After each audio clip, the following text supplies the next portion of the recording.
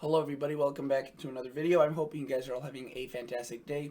So in today's video, as you can tell by the title, we will be talking about a large and powerful and dangerous winter storm that is currently right on the cusp of exploding, and it has brought quite a bit of snow across the Sierra Nevadas and the mountainous western United States, and it will continue to bring snow across portions of Colorado and into, as you can see, Nebraska, South Dakota. Pretty expansive area of snow, I would say overperforming compared to what the models thought this system would be doing. And the bigger part of this is the severe weather from this system that will be exploding across the south tomorrow. Today, though, there will be some threats as well later on in the evening. So this thing is, again, on a cusp of exploding into a massive system. Notice we have a bunch of advisories and warnings issued further out towards the west. That's to do with another system that is moving in towards the northwest that will be leaving quite a bit of heavy snow across the mountainous northwest. And then you can see we have watches here for a third system. And this third one is definitely something we'll have to watch for, as it could be bringing, the watch is calling for anywhere from 1 to 4 feet of snow across the Sierra. You can see 2 to 4 feet. Yeah, it's a monster storm that will be bringing copious amounts of precipitation with it. So let's start talking about this before we get, too caught up with ourselves. So notice the Storm Prediction Center, right? So this is the agency the National Weather Service kind of works with, and it is run by the National Weather Service. And this is used to forecast severe thunderstorms and, where the greatest risks are, what the greatest risks are, hail, tornadoes, etc. And, what area we'll be seeing it. So notice that for today, there's a slight risk. So 2 out of 5, nothing too incredible. However, again, it's still a decent chunk right there of Oklahoma and Kansas and into the panhandle of Texas. You can see some cities include Wichita, Hutchinson, Dodge City, Newton, and Pampa, Texas, and then Topeka, Kansas, Lawrence, Kansas, and a few other cities in the marginal risk. Today's biggest threat, you can see tornadoes are not the biggest threat, but they are definitely a possibility. Wind is by far the biggest threat, and you can see there's also a threat for hail, though I'm more concerned with the wind threat when it comes to these systems. Tomorrow is a bit more concerning. So tomorrow is the big day. There's an enhanced issued right now. Again, I would not be too surprised if there's going to be moderate issued for, during the day for some of these areas. And again, as I feared yesterday in yesterday's video, I was talking about how this could expand into large metros, and that's exactly what it did. You could see Dallas, Austin, Fort Worth, Arlington. These are large cities and metropolitan areas. You can see the area population is close to 12 million people under that enhanced risk area. Notice that in the slight risk area, we also have very large cities, including Houston, San Antonio, Oklahoma City, Tulsa, Little Rock, and that is also, again, a pretty high risk. So the biggest threat tomorrow that I'm most concerned about is a tornado. You can see it's surprisingly high. I shouldn't say surprisingly. It's just, surprisingly high. And it's definitely something you wouldn't want to see. So again, which is why I'm kind of 50% confident there might be a moderate issue. Notice wind is also a decent threat, and hail, though the hail again isn't as big of a threat as the wind and the tornado, which is alarmingly high. So we'll have to see if the National Weather Service ends up issuing, a moderate. But even if it doesn't, the message is the same. This thing is going to be it's going to be a long night for some of those areas. Notice the current area of watches and warnings is pretty lit up across the northwest with that new system coming in. High wind warnings across giant states like Montana. Almost the whole state covered in that. There we have those watches associated with that third system and with this current one. Again, you can see some high wind warnings, wind advisories further out towards the east, as this system is pumping a lot of warm air pretty far towards the north here. My area today in Chicago got up to 70 degrees. It was a beautiful day, but yes, definitely unusual. And as Al was mentioning, we are seeing quite a bit of snow currently spread out into the plains of the Front Range of the Rockies. Notice Colorado, Wyoming also picking up decent amounts of snow. Denver just recently converted most of the metros now seeing again converted into snowfall, and you can see that it continues expanding this area of precip across the mountains and into North Platte. You can see there's also a little bit of rain snow mix, maybe some thunder snow going on. Localized reports could be a possible. Notice Scottsbluff, Nebraska's picking up some moderate snowfall right now, and even light snowfall as far north as Pierre, South Dakota. So We will have to wait and see, but again, 2 to 4 inches is possible, and in localized areas, even more. As you saw, there is an area of winter weather advisory posted across some, again, relatively larger cities. Um, just west of North Platte. But again, I do expect that this area of snow could overperform quite significantly. Do note that the rainfall, again, the precipitation liquid amounts aren't going to be too high, but still nonetheless decent. And if we were to take a look at the snowfall accumulations, you could see anywhere from less than an inch. North Platte, Broken Bow. Again, this is a bit probably on a conservative side, and if you get towards the Panhandle, you could get 2 to 3, maybe even 3 to 4 inches of snow, which is definitely not terrible, but it's definitely something to watch for. So let's see how this pans out. Let's start off with the GFS. This is kind of the global range model, right? So notice this is what it looks like right now, 7 p.m. That's its kind of radar estimate. And you can see it's a little bit off, right? I mean, it's, again, underperforming some of that snowfall. Snowfall definitely is overperforming across portions of Nebraska and into South Dakota. But notice that as we drag this on into the early morning hours of tonight, that snow most likely continues across Nebraska and into portions of Minnesota and across the mountains of Colorado. But we also see some thunderstorms starting to appear. You can't really tell based off looking at this. I'll show you a short range model in just a minute, emphasizing that. But notice that it stays still pretty stagnant. It's not rapidly developing, this cold front, though that all changes tomorrow late in the afternoon. Notice by 1 p.m. we already have a pretty large swath of rain, and again, probably some moderate rainfall occurring across a good swath, from Oklahoma, Kansas, Iowa, Wisconsin. At this point, severe weather is still rather limited. However, by the evening hours, you can see that explosion of colors indicating an explosion of severe weather, heavy rain, maybe a bit of snow into the backside of Kansas. We'll have to wait and see, depending on how cold air, how much cold air will, I guess, come in. But you can see there's a chance for that. But I mean, yeah, those colors, that severe weather threat is definitely going to be high, especially right where it ignites across Texas and southern Oklahoma, where we have that enhanced risk. But notice as it spreads to the north and east, we do see an area of snow potentially across the backside of it. We'll have to keep an eye on that. Notice the rain, the severe weather. This is going to die down pretty quickly into Saturday morning. So Friday night's going to be the biggest threat. By Saturday, it's pretty much non-severe, but there's going to be a lot of rain, heavy rain, quite some strong winds, especially on the southern side of this low pressure. So across northeastern Iowa, maybe even to southeastern Minnesota.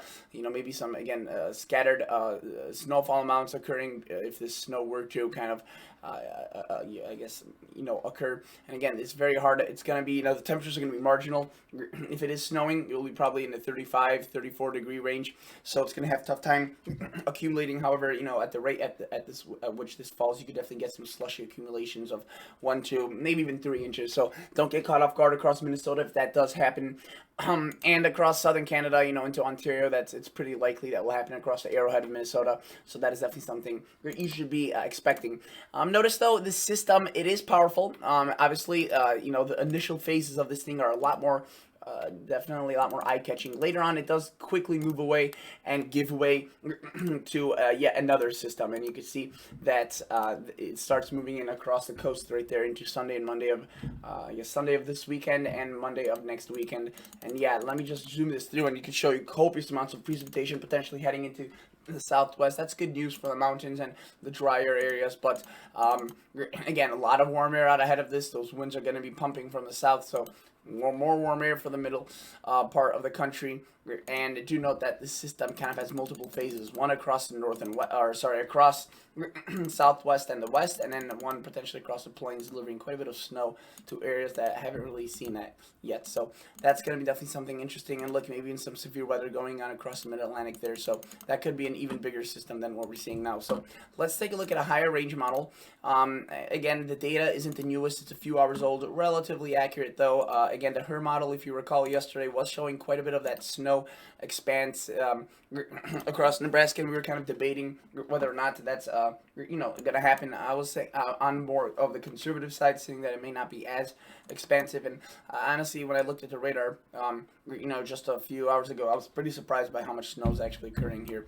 So the HRRR model actually did have a pretty decent handle on it. But what was interesting is that a lot of the kind of earlier things it was showing that panned out to be true, it kind of backed its step off of. So it kind of a little bit indecisive. But notice this is what it thinks the situation currently looks like at 8 p.m. when I'm kind of recording this video, and you can see it's definitely a lot more active than what this model shows. Regardless, let's look at it and see what it shows. So again, it shows expanding areas of potentially snow, and you can see these scattered little showers and thunderstorms starting to develop across Kansas, into Oklahoma, into the Texas Panhandle. Let's zoom this out a little bit for a broader range, and you can see right there is where you had that slight risk for especially those winds, maybe even a hail threat across the panhandles there. Quickly though, turning non-severe and spreading into more of a heavy rain event across Iowa, Nebraska. Again, I do expect there will be a bit more snow on the northern side at this point into the early morning hours. During the day, Friday, again, this system continues intensifying, a lot more precip getting added on. We see showers, storms skirting through northern Illinois, into southeastern Iowa, into northern Missouri, and as the system gradually shifts towards the east and north. Notice again, there will be some thunderstorms further up north. They won't necessarily be severe, but they will have quite a bit of heavy rain with them. Notice what starts happening towards the afternoon hours across Texas, Oklahoma. That's where we have that severe weather threat. You can see they're pretty slow moving at first, those storms. So once they get fired up, they're gonna be powerful. Powerful rainmakers, obviously, powerful potentially winds, and obviously the hail and tornado threats. Especially that tornado threat is definitely concerning. Notice as we put this through the overnight hours into 9, 8, 10, right? We see that line really just race across much of Texas, eastern Texas, into Arkansas, into Missouri. Again, pretty heavy pretty heavy snow still occurring towards the north. A little bit of pocket of snow on the backside, but we'll still have to keep an eye on this snow pocket, as it won't take much for some of this snowfall to quickly again cause a little bit of headaches. You can see just passing north and west of even Kansas City, maybe early Saturday morning. Notice by then it's mainly a heavy rain event, though. Again, it's going to be falling pretty heavily, that rain, and as it spreads, through Illinois, Wisconsin, Missouri, you can see that line approaching Louisiana now. Some larger cities, maybe Houston, getting in on some of that severe weather, and potentially, this line keeps itself pretty well put together all the way as it pushes through Mississippi and maybe even Alabama.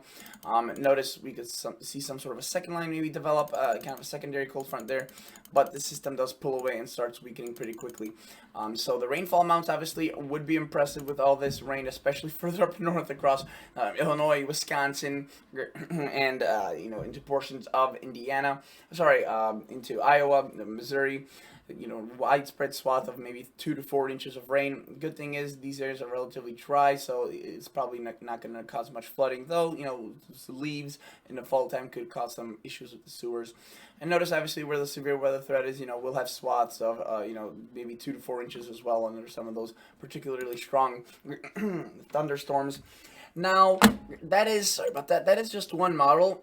There are other higher range models that we look at, high-res models, short-range models that we look at. This is a NAM model. You can see it does a better job with that snow portrayal, and again, it keeps it through most of the night. So if you're already, seeing amounts of 1 to 2 inches across Nebraska with that snow that is falling, which I don't know if anyone is, but I'm just kind of, giving you an example here. Then you could expect, additional snow. I mean, cities like Scottsbluff, right? You've been seeing the snow.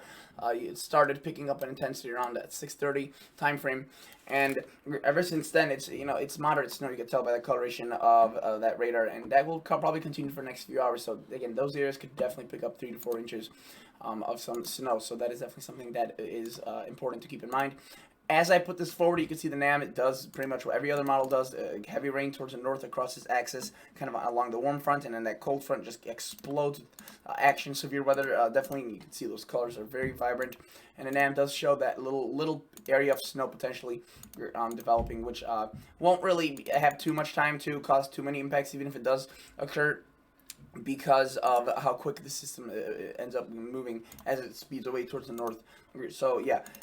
That's that. Again, the NAM is showing very similar results in terms of precipitation across the United States as the HER model, and in terms of total snowfall, obviously this is overdone. If this were to actually occur, that little band of snow, we wouldn't have a foot of snow falling from that, just a few inches. So that's just the NAM model being the NAM model. Notice the NAM 3KM also does a similar thing with that. Again, over exaggerated, but let's take a look at its severe weather aspect. As I'm, this model, that's what it's usually used for. It's a pretty good model when it comes to that. Notice there it goes, showing that snow, showing some of that rainfall, And again, you can see an explosion of storms. Shows it kind of an explosion a bit later on in the night than most models, so that's interesting. But then again, the bigger one comes Friday in the afternoon, especially with that cold front across the south. Yeah, definitely an impressive one. And you can see it shows some very heavy snowfall rates right there if that were to occur.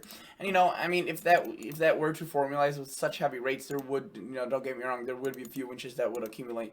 But you know, I feel these models are pretty cold biased, and realistically, this may not happen as intensely as these models are showing. Another model that I like is a FV3 high res. Again, very similar layout to the other models. There's that initial potentially storm wave across again a good portion of this cold front. Again, they won't be as intense. This model kind of tends to color some of these models or these storms pretty brightly. Again, I don't think the radar will be this lit up, though. Again, there will be a fair share of storms with the first night into Thursday and, you know, Friday morning. But then again, the bigger threat comes in later on in the afternoon. You can see the FV3 definitely just going off with some of this color. But again, that is definitely a possibility, and as it spreads towards the north, it becomes more of a heavy rainmaker. Notice there's that little snow segment on the backside, so of course this model is showing you know, some snowfall amounts again that are pretty high and most likely rather unrealistic. Let's take a look at some other models. FV3 ARW in terms of snowfall, you can see a little bit better handle of that. This is a Canadian high res, shows quite a bit of snow. Again, like the other models, so that's definitely something interesting to note. You know, the consistency again, with some of these models showing that heavier snow. But again, doesn't necessarily mean it will be snowing that much.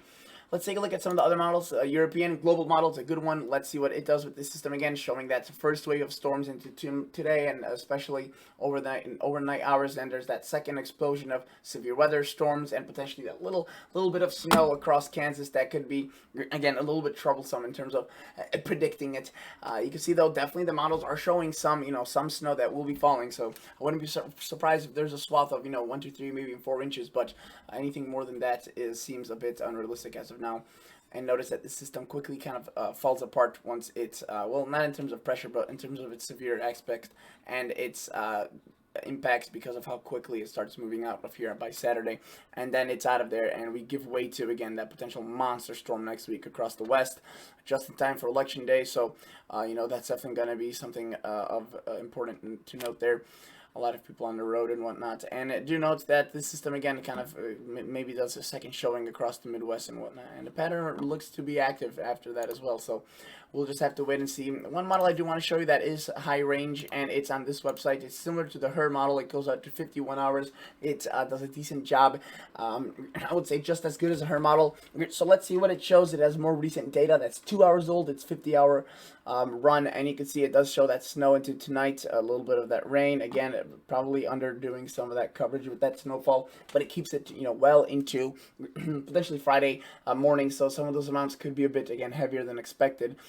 Do note it shows that rain quickly developing across these areas. It shows quite a bit of that severe weather threat, and again, that little bit of area of snow on the backside of it that some of these models are showing. Again, this one doesn't really give us a lot of detail, you know, with the storms, but it just shows us the general track is in agreement with what the other models are showing, and it shows a pretty nasty kind of a clipper system, I guess, showing off across southern Canada, and that is why we have some of these high wind watches across Montana from that storm. Again, if you look at the National Weather Service map, you would see that some of, you know, I mean, a lot of Montana's under this high wind warning, and some of these winds are going to be, you know, pretty fierce. If you were to take a look at these high wind watches, 35, 45, gusts up to 55, so in pretty much all of northeast Montana, so that's a wide coverage. And again, I'm probably just going to be watching this radar throughout the night, as I usually do. I just love looking at some of these things, even if I don't live there, just seeing kind of how they evolve. It's pretty satisfying. And yeah, we'll just have to wait and see how this precisely evolves. It's, you know, it's interesting. We could have maybe, again, have some thunder, sleet, thunder, snow. But yeah, that's basically it for today's video, guys. Thank you so much for watching, and I will catch you all on the next episode. See ya. Bye.